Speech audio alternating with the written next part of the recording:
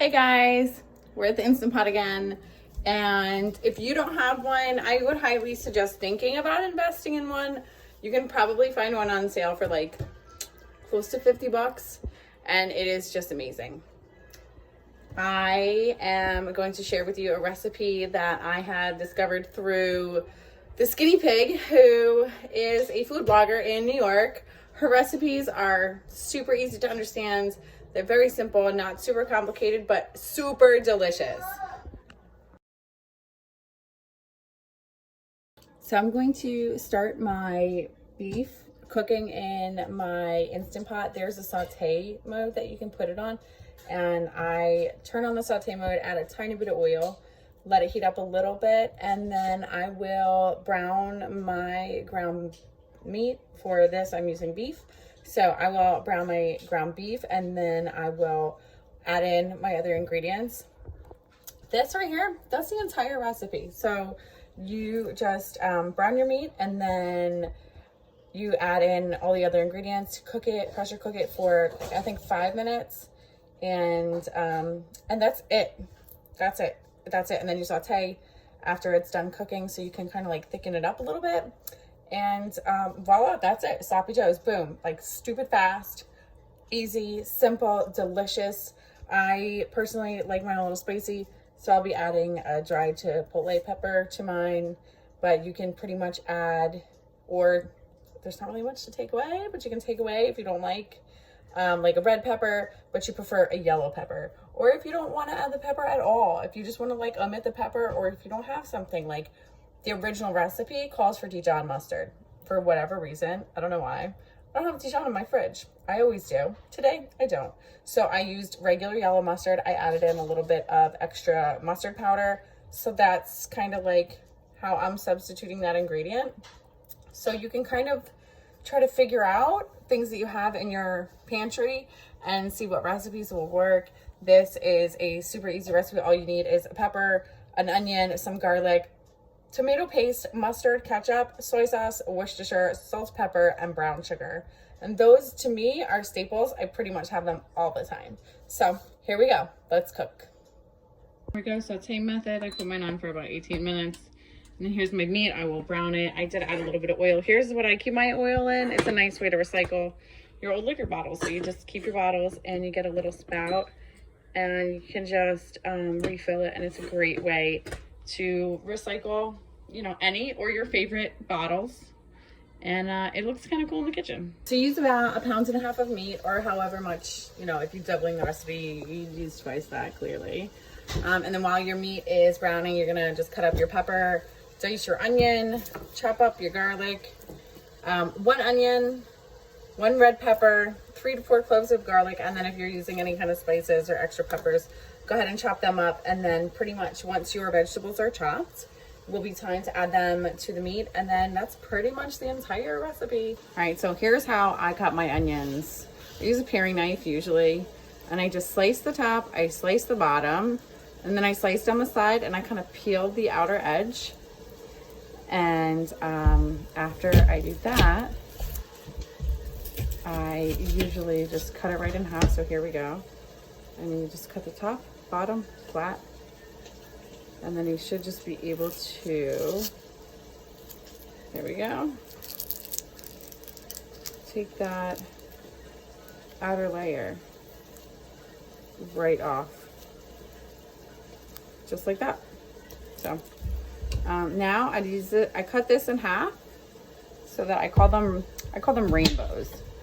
So here's my rainbows. You have 2 of them. Lay them down side by side on a cutting board, as such, and then you're just going to chop this way. You've cut them this way. I usually like to separate mine into 2 piles, and this is why I call them rainbows, right? Because you can see the rainbow. Then I just chop like this. I chop from the center and chop, chop, chop, chop. It doesn't make the most amazing dices, but it does the job, and it totally helps eliminate the tears.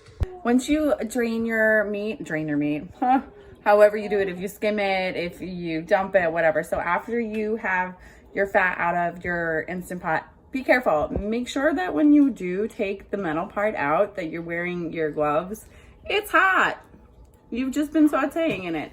Okay, so go ahead and put your meat back in. Press that saute button again. Add your onion, garlic, and pepper. See, background noise? Yeah.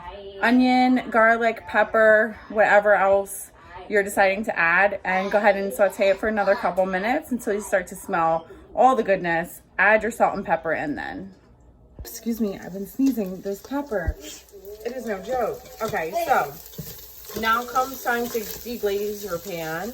You're going to add in your tablespoon of brown sugar, tablespoon of Worcestershire sauce, and a tablespoon of soy sauce with like a 1/4 cup of water. And go ahead and scrape up all those yums on the bottom of the pan. I find deglazing pans to be like just simply magical. So here we go with this. Instant Pot, and see how when I move it, there's yums that I call them yums, right? The stuff that gets stuck on the bottom. Okay, so here we go. You're gonna add in all of the goodness, and you can hear the magic happening. Okay, and you're just gonna stir all that in until you scrape up all of those yums. This smells amazing. Okay, so now it's time to add in your thicker liquids, ingredients, what have you. Don't mix these in. These are just gonna sit right on top, and then you'll mix them in after your Instant Pot cooks. So you're gonna turn your saute off, and you're gonna add these. They'll sit right on top. You're gonna shut your pot. You're gonna make sure your valve is shut clearly. And then pressure cook for 5 minutes, and then let it sit for 10. All right, guys, that's it. You're done. You're done cooking. Legit. All you need is buns. Crack yourself open up a beer if you drink. Sit 15 minutes, and you'll have the most amazing sloppy joes that took you basically no time to make. And it'll take you no time to eat them, too, because they're damn delicious.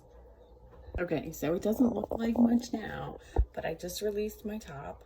I put mine in the sink so that all the condensation can just go down the drain. That's what it looks like. Doesn't look like much, but I am telling you that once you mix it all together and you can see that it's actually like the best sloppy joe you will ever have.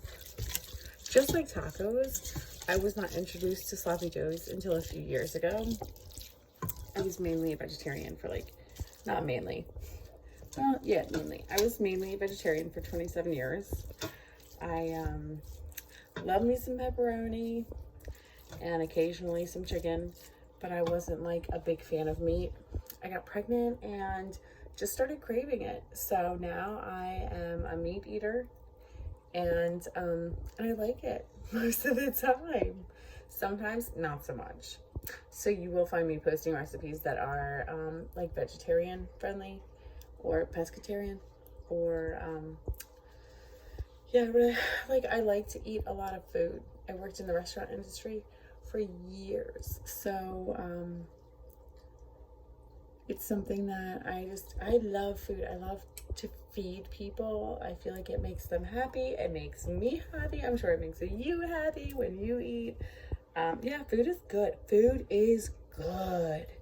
So I feel like also by feeding myself these kinds of things, if you guys can eat them as well, then I will somehow be feeding your family as well. And it's just awesome. It's awesome to feed. It's awesome to eat. It's awesome to share a family meal, or even just like pop it in the microwave for leftovers and feed yourself like on the way out the door. It's just good. Good food is good food. No matter when you eat it, no matter why you eat it, good food is good. So here's how it is after mixing it together. I know it doesn't look like much, right? It's sloppy joes. It's never gonna be like a beautiful meal. but thickness wise, this actually looks pretty good. I don't think I'm gonna thicken it anymore. I am just going to heat up my buns. I like my buns with some cheese on it. My husband does not. He likes his buns with sesame seeds on them. I prefer fewer. So, you know, everyone has their own taste when it comes to sandwiches and buns and what they want on it. And as long as you provide whatever the person who's eating it would like to eat, this is like a no-fail meal. So we're gonna eat this tonight, and then I will have enough for leftovers for a few meals for myself and hopefully for him as well. So I hope you guys try out this recipe. If you do, let me know what you think. And if you add anything or if you sub anything, let me know what you're adding and what you're subbing, because I'm always interested.